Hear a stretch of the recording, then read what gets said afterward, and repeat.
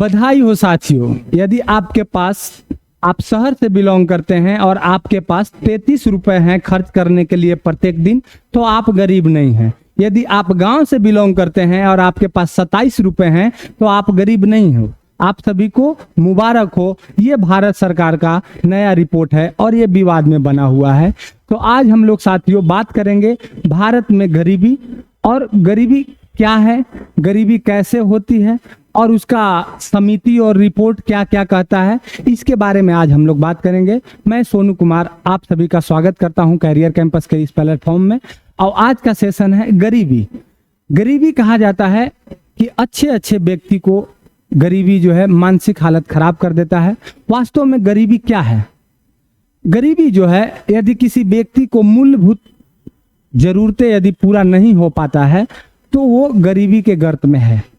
इसके लिए अलग अलग संस्थान ने अलग अलग परिभाषाएं डिनाई किया है, अलग अलग संस्थाएं ने अलग अलग परिभाषा बनाया है। तो आज हम लोग उसी के बारे में अध्ययन करेंगे और देखेंगे गरीबी और उसके तमाम पहलू को। तो सबसे पहली बात अगर देखें कि गरीबी क्या है, तो गरीबी जो है किसी भी व्यक्ति को मूलभूत आवश्यकता जैसे रोटी, कपड़ा, मकान, स्वास्थ्य, शिक्षा, ये सब यदि नहीं मिल पा रहा है तो वह गरीब है। तो वही बात वर्ल्ड बैंक के हिसाब से, वर्ल्ड बैंक एक ग्लोबली संस्था है, वर्ल्ड का एक संस्था है जो प्रत्येक देश में गरीबी का पैमाना जारी करता है और क्या क्या हो सकता है उसके बारे में बतलाता है। तो वर्ल्ड बैंक कहता है कि किसी व्यक्ति में कमाई में यदि भलाई उसका नहीं हो, किसी व्यक्ति का कमाई में भलाई नहीं हो, तो वह गरीब है। भलाई का एज ए सेंस कि यदि आप कोई काम कर रहे हैं और समय के अनुरूप आपका पेमेंट नहीं बढ़ पा रहा है और आप अपनी मूलभूत आवश्यकताओं को पूरा नहीं कर पा रहे हैं, तो आप गरीब हैं। यही अगर दूसरे बात देखें तो सम्मान पूर्वक जीवन या गरिमामय जीवन यदि आप नहीं जी पा रहे हैं, तो आप गरीब हैं। अगर बिहारी भाषा में बोले तो रोटी, कपड़ा, मकान, आगे इसमें जोड़ दीजिए स्वास्थ्य और शिक्षा पे, जो मूलभूत जरूरत है, जो बहुत मिनिमम खर्च है, अगर वो आप नहीं खर्च कर पा रहे हैं अपनी कमाई से, तो आप गरीब हैं।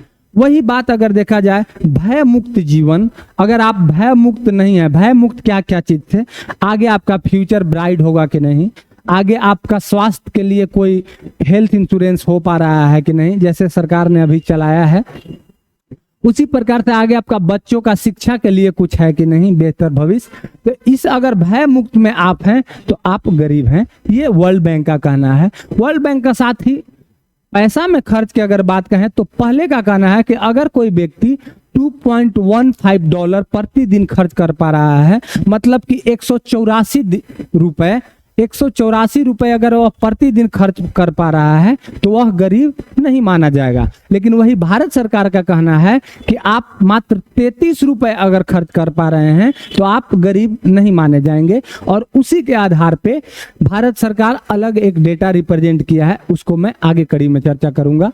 लेकिन इस जो $2.15 था ये पहले का था, लेकिन वर्तमान परिदृश्य में अगर वर्ल्ड बैंक कहता है कि कोई व्यक्ति अगर $3 मतलब $261 रुपए से 270 रुपए प्रतिदिन खर्च नहीं कर पा रहा है, तो वह व्यक्ति गरीब माना जाएगा। लेकिन यही भारत सरकार का जो कहना है, भारत सरकार का क्या कहना है कि अभी जो है हम लोग गरीबी से उन्मूलन की ओर हो गए हैं।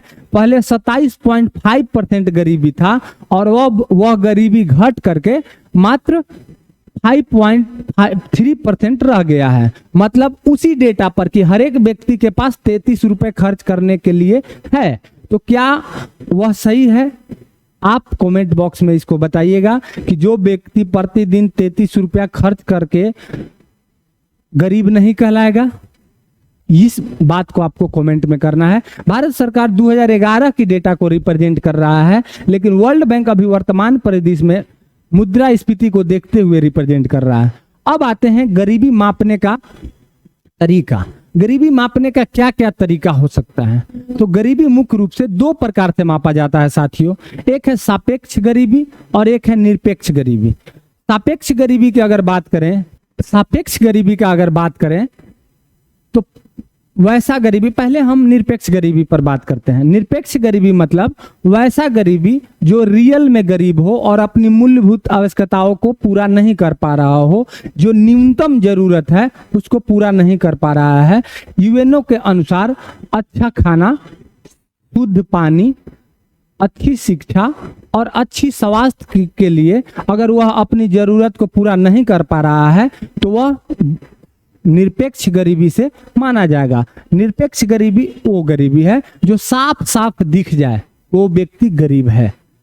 और वही सापेक्ष गरीबी क्या है कि किसी खास स्थान पे, किसी खास भौगोलिक परिस्थिति में वहां के औसत व्यक्तियों के द्वारा खर्च किया गया रुपया के अनुरूप यदि आप कम रुपए खर्च कर रहे हैं तो आप सापेक्ष गरीबी हैं। जैसे इसको उदाहरण के तौर पे हम समझते हैं कि दिल्ली में प्रति व्यक्ति प्रतिदिन 1000 रुपया खर्च कर रहे हैं। औसतन खर्चा 1000 रुपये है, मैंने रूम रेंट पर, गाड़ी पर, स्वास्थ्य पे, खाना पे, कपड़ा पे, ये सब मिला करके 1000 रुपये है। लेकिन आप भी दिल्ली में रह रहे हैं और आप मात्र 500 रुपया खर्च कर पा रहे हैं तो आप सापेक्ष गरीबी से जूझ रहे हैं। मतलब किसी दूसरे के रिस्पेक्ट में आप गरीब हैं। इसको बिहारी में ऐसे समझ सकते हैं कि यदि आपका पड़ोसी अच्छा से जमीन ले लिया, अच्छा घर बना लिया, अच्छा स्कूल में अपना बच्चा को पढ़ा रहा है और आप पढ़ा रहे हैं लेकिन उसके परिप्रेक्ष्य में बहुत कम है, थोड़ा सा लो है, तो आप जो है सापेक्ष गरीबी से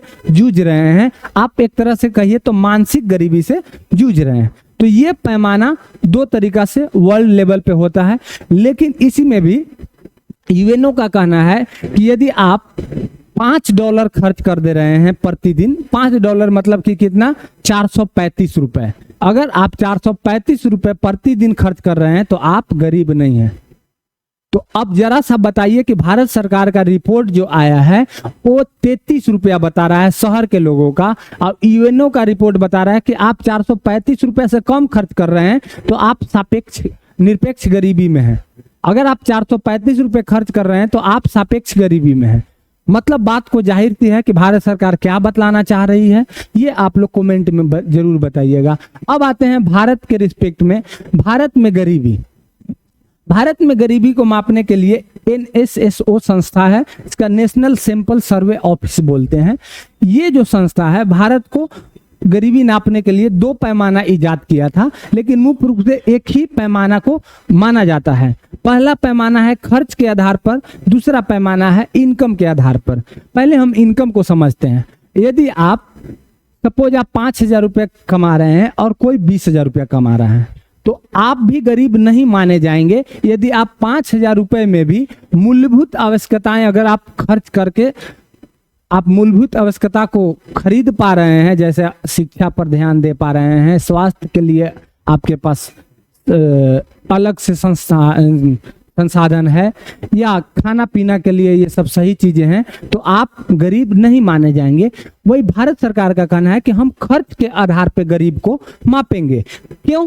क्योंकि बेसिक नीड जो होता है लगभग सभी व्यक्ति का समान होता है। यदि कोई भी व्यक्ति बेसिक नीड समान रूप से पूरा कर पा रहा है तो वह गरीब नहीं कहलाएगा। लेकिन वर्ल्ड के हिसाब में अगर देखा जाए तो ग्लोबलाइजेशन में कहता है कि अगर इनकम भी बहुत कम है तो वह व्यक्ति गरीब माना जाएगा।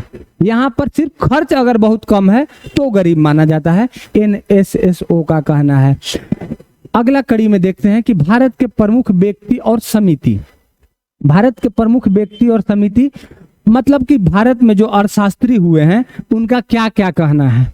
तो सबसे पहले भारत में अर्थशास्त्री के रूप में दादा भाई नौरोजी को माना जाता है। उन्होंने ही भारत के आर्थिक रूप से पहली बार गणना किए थे।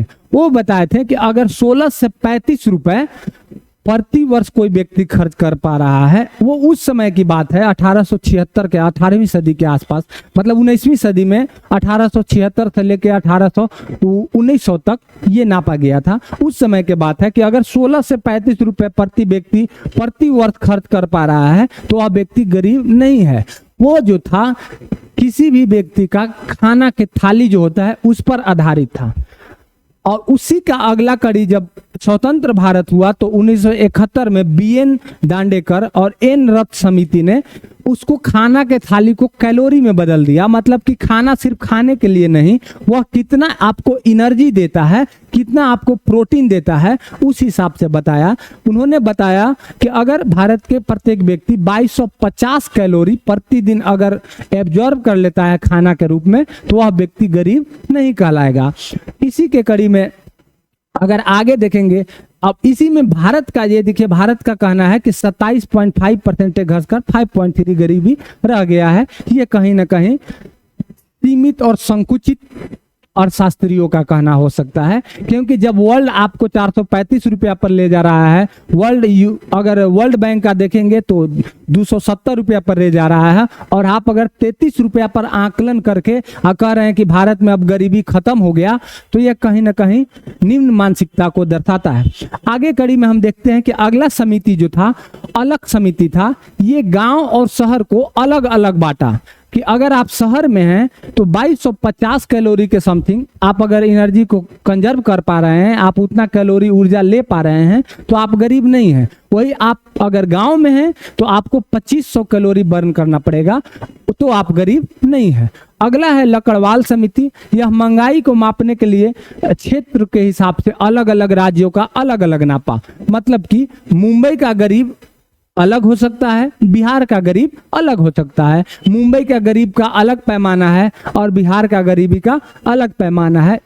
ये बताएं, जाहिर सी बात है मुंबई में रहने वाला व्यक्ति थोड़ा सा बिहार के व्यक्ति से ज्यादा पैसा कमाएगा, लेकिन मूलभूत जरूरत वहां पे महंगी रहेगी तो उतना ही लेवल पे आ जाएगा, इसलिए ये खंडित हो गया। अब आते हैं तेंदुलकर समिति। इन्होंने कैलोरी, स्वास्थ्य और शिक्षा पर होने वाला खर्च के हिसाब से बताया कि कौन गरीब है और कौन गरीब नहीं है। अमीर का तो बात ही छोड़ दीजिए। अगला आता है, इसका भी आलोचना हुआ तेंदुलकर समिति का, क्योंकि यह क्षेत्र को मतलब कि तमिलनाडु से लेकर के श्रीनगर तक का ये अलग अलग पार्टीशन नहीं कर पाए थे, तो इस रंगराजन समिति आया और गरीबी रेखा को बढ़ा दिया, जिसे बीपीएल बोलते हैं, बिलो पॉवर्टी लाइन। साथियों, अंतिम कड़ी में हम देखते हैं कि अर्थशास्त्रियों का क्या कहना है भारत के रिस्पेक्ट में। भारत के रिस्पेक्ट में अर्थशास्त्री कह रहे हैं कि भारत सरकार है, गरीबी के अगर डेटा रिलीज करता है तो वह वर्ल्ड बैंक के हिसाब से $3 अर्थात जो नया है $3.261 से 270 रुपए, उसके हिसाब से भारत का गरीबी का आकलन होना चाहिए। लेकिन अब सरकार का क्या मंशा है पता नहीं, डेटा दिखाना या गरीब दिखाना, आप अपने विचार से समझ सकते हैं। साथियों, मुद्रास्फीति को ध्यान में रख करके भी ध्यान करने की बात कहा गया है। अर्थशास्त्रियों का कहना है कि समय के अनुरूप मुद्रास्फीति हुआ है, मतलब मुद्रा का वैल्यू कम हुआ है। पहले वही जिलेबी 60 रुपए किलो मिल जाता था, आज 140 रुपए किलो है, तो उसके हिसाब से गरीबी का पैमाना दर्ज करना चाहिए। पहले कोई भी व्यक्ति जाकर के 5 रुपया के जिलेबी खरीद सकता था, आज आप 5 रुपया के जिलेबी नहीं ले सकते हैं। उस हिसाब से अर्थशास्त्रियों का कहना है। साथियों, अंतिम कड़ी में ये है कि गरीबी का कारण क्या हो सकता है। गरीबी का कारण, पहला कारण अगर देखा जाए, कोई भी क्षेत्र, कोई भी राष्ट्र, कोई भी राज्य, कोई भी परिवार, कोई भी व्यक्ति गरीब क्यों होते हैं, तो सबसे पहला कारण है बेरोजगारी। यदि आप क्षमता के अनुरूप, आपकी क्षमता, शैक्षणिक योग्यता, शारीरिक योग्यता के अनुरूप यदि आपका कोई कार्य नहीं मिल पाता है या कोई कार्य आप नहीं कर पा रहे हैं, आप अपने आप को बेरोजगार रखते हैं, तो वो बेरोजगारी आपको गरीबी का कारण बन सकता है और कहीं ना कहीं ये गरीबी आपको बहुत महंगा पड़ सकता है। दूसरी है जनसंख्या वृद्धि। कोई भी देश में, कोई भी राज्य में, कोई भी परिवार का यदि जनसंख्या असमान रूप से बढ़ जाए और वह जनसंख्या स्किल्ड नहीं हो, स्किल्ड बोले तो अच्छा से वह समान चीजों को बनाना नहीं जानता है या सीखा नहीं है और स्किल्ड नहीं है, तो वह आपके लिए गरीबी का कारण बन सकता है। चाइना का जनसंख्या गरीबी का कारण नहीं है, लेकिन भारत का जनसंख्या गरीबी का कारण है। क्यों? क्योंकि भारत की जनसंख्या स्किल्ड नहीं है, उस हिसाब से स्कूल नहीं है, उस हिसाब से उसको लैब नहीं है, ये बहुत सारी कारणें हो सकती है। लेकिन चाइना उस हिसाब से अपने आप को डेवलप किया तो वह, उसकी जनसंख्या गरीब नहीं है। इंडोनेशिया की जनसंख्या गरीब नहीं है, लेकिन भारत की जनसंख्या, पाकिस्तान की जनसंख्या, बांग्लादेश की जनसंख्या गरीब हो सकती है। साथियों, अगला है संसाधन का असमान वितरण। यदि जो प्राकृतिक संसाधन है जैसे पेट्रोलियम, बालू, कोयला, हीरा, जितने भी सोना, अबरक, ये सब जितने भी संसाधन है, अगर समान रूप से वितरण नहीं हुए, कोई खास समूह या परिवार यदि अपने पास एडॉप्ट कर ले तो बाकी लोग गरीब हो सकते हैं। उसका समान वितरण से 14 ओर से उसका विकास होता है, जो विकास रुक जाएगा और उसका विकास नहीं हो पाएगा। जस्ट लाइक हम अपनी संस्था को कंपेयर करते हैं कि अगर मेरी संस्था कैरियर कैंपस सिर्फ जो बनाए हैं सिर्फ अगर वही रहे तो क्या ये विकास उतना कर पाएगा? लेकिन नहीं कर पाएगा। अगर वही संस्था में भिन्न भिन्न सब्जेक्ट का भिन्न भिन्न टीचर रहेंगे तो ये संस्था आसान से डेवलप कर लाएगा, विकास हो जाएगा, ये बेरोजगारी से विमुक्त हो जाएगा और यहाँ पर रिसोर्सेस बढ़ जाएंगी। तो इसीलिए संस्था को हमेशा, संस्था हो या संसाधन हो, हमेशा सभी लोगों में वितरित समान रूप से होनी चाहिए। ये रसिया का भी पॉलिसी है, चाइना का भी पॉलिसी है। आगे आते हैं अशिक्षा। अशिक्षा मतलब क्या है? भारत में दो प्रकार की शिक्षा है, एक साक्षर होना और एक शिक्षित होना। साक्षर होना मतलब व्यक्ति जो पढ़ लिख ले रहा है, बातें को समझ ले रहा है, वो सिर्फ साक्षर है। साक्षर है जे कि वो सिर्फ अपने जो शिक्षा सीखा है उसको यूटिलाइज नहीं कर पा रहा है, उसके अकॉर्डिंग उसको जॉब नहीं मिल पा रहा है या उसके अकॉर्डिंग वह बेरोजगार रह पा रहा है, तो वो सिर्फ साक्षर है, शिक्षित नहीं है। तो भारत में मैक्सिमम जनसंख्या जो है साक्षर है, क्योंकि वह अगर शिक्षित होता तो बहुत सारी चीजों में आगे हो जाता है। आप यहाँ हम बहुत लोगों को देखे होंगे, बहुत लोग पीएचडी कर लिए होते हैं लेकिन फिर भी बेरोजगार रहते हैं। वही अगर आप यूरोप का कल्चर देखेंगे, अमेरिका का देखेंगे, तो लोग ग्रेजुएट करके भी एक अच्छा रोजगार कर पा रहा है। मतलब क्या है कि वहाँ के लोग शिक्षित हो रहे हैं, हमारे यहाँ के लोग साक्षर हो रहे हैं। तो ये है अशिक्षा। अब आते हैं सामाजिक कुरीतियां। ये सबसे महत्वपूर्ण पहलू है समाज को गरीब बनाने का, देश को गरीब बनाने का और राष्ट्र को गरीब बनाने का। सामाजिक कुरीतियां में सबसे पहली बात आते हैं दहेज। यदि कोई परिवार अपनी बेटी के शादी में कर्ज लेकर के, लोन लेकर के दहेज अपनी बेटी को दे देता है या मांग के डिमांड के अनुसार दे देता है, तो वह गरीबी में, गर्त में चला जाएगा, उसको निकलने में बहुत मुश्किल होगा। तो ये एक सामाजिक, और वो भी किस लिए? फिजूल खर्चा के लिए, डीजे बजवाने के लिए, नाच गाना के लिए और फिजूल दिखावटी खर्चा के लिए। तो ये सामाजिक कुरीतियां आपको कहीं ना कहीं गरीबी में ले जाएगा। अभी वर्तमान में आप देखेंगे अक्टूबर में दशहरा आ रहा है, नवरात्र आ रहा है, तो पूरे पटना में लगभग 100 करोड़ का पंडाल बनाया जाएगा और 10 दिन के अंदर वो 100 करोड़ सारे के सारे नष्ट हो जाएंगे। तो वो कहीं ना कहीं समाज की कुरीतियां ही है, क्योंकि उस पैसा को एक नॉर्मल वे से बहुत सारी चीजें किया जा सकता था जो परमानेंटली यहाँ की जनता को, यहाँ के लोगों को सुविधा प्रदान करता। ये गरीबी का उन्मूलन को अगर 100 करोड़ स्टार्टअप में लगा दिया जाता, सेवा और सामान बनाने में, बेचने में लगा दिया जाता, तो ये हो सकता है। उसी के दिशा में भारत सरकार या राज्य सरकार बहुत सारा बड़े बड़े मंदिरों का निर्माण कर रहा है, जिसमें 7,000 करोड़, 10,000 करोड़, 20,000 करोड़ इतना रुपए करके बहुत सारे मंदिरों का निर्माण कर रहा है। आप मेरे को बोल सकते हैं कि आप मंदिर निर्माण में हस्तक्षेप कर रहे हैं, मैं उसका हस्तक्षेप नहीं कर रहा हूं, लेकिन आपको मैं समझाने की कोशिश कर रहा हूं कि कैसे कुरीतियां जो है बेरोजगारी का कारण बन सकता है, कैसे कुरीतियां जो है गरीबी का कारण बन सकता है। अब मान लेते हैं मंदिर का निर्माण, 10,000 करोड़ का कोई मंदिर बना, लोग बोलेंगे कि यहाँ पर पर्यटक आएंगे। सपोज मंदिर घूमने तो भारत के लोग ही मैक्सिमम जाएंगे, कोई यूरोप का ज्यादा लोग तो आएंगे नहीं। अब हम मान लीजिए 100 रुपया लेकर के अयोध्या गए और 100 रुपया खर्च करके आ गए, तो मेरी पैसा वहां चली गई, वहां से मैं यहाँ आ गई, यही होगा। लेकिन वही अगर 10,000 करोड़ का कोई स्टार्टअप बनाते हैं, कोई मशीन बनाते हैं, कोई सामान बनाते हैं और हम दूसरे मार्केट में बेच पाते हैं, चाइना में बेच लेते हैं, यूरोप में बेच लेते हैं, अमेरिका में, अफ्रीका में अगर बेच पाते हैं, तो वहां के संसाधन यहाँ आएगी, वहां का पैसा यहाँ आएगा और वास्तविक में यही विकास होगा और ये हमें गरीबी से बाहर निकालेगा। चाइना क्या किया? चाइना यही करता है, सारे स्मॉल सबस्टांसेस को, खिलौना को, मोबाइल को ज्यादा से ज्यादा एक्सपोर्ट करता है, बनाता है। और हम लोग मंदिर बनाकर के इस उम्मीद में बैठेंगे कि पर्यटक आएंगे तो हमको 2 रुपया के माला खरीदेंगे और हमारा कल्याण होगा, लेकिन ऐसा तो है नहीं।